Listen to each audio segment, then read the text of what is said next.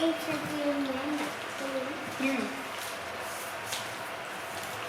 Không chắc sẵn như chơi nữa. Gật được.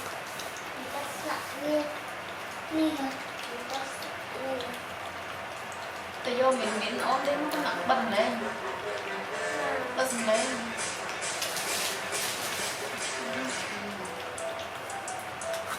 Ô con mặt.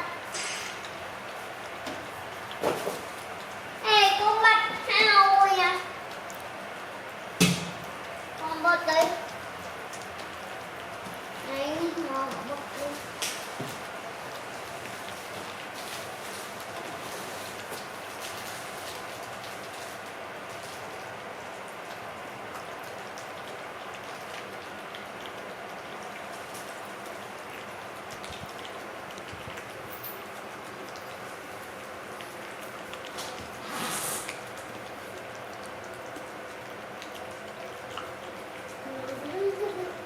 Tôi vô vitamin nó ốm đến nó lạnh. Vitamin nó lỡ tóc ạ. Tao mẹ. Vâng.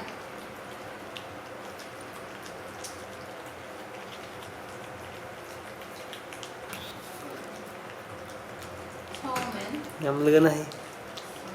Clean. Quay vào lăn này.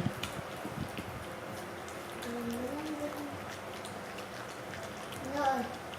Bông là sẽ ăn món. Đang ập vào này. Thì ấp cho ai được.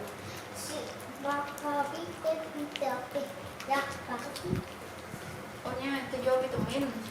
Không.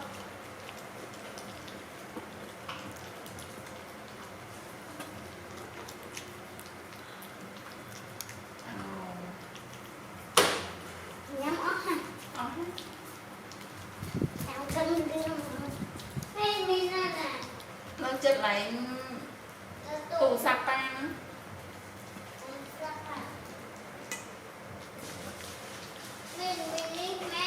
Ăn nó không có bông nữa. Ăn lên bông rồi. Đặt tới đọc cô thôi. Nên ngày nó Con mày chạy đấy con. học cho ai đấy. Vitamin luôn. Vitamin con lạc kim. Ơi lạc kim mơ mà. Mình mến à. Ôi. Không thở ôm không? Mình mến. Mình tao đi.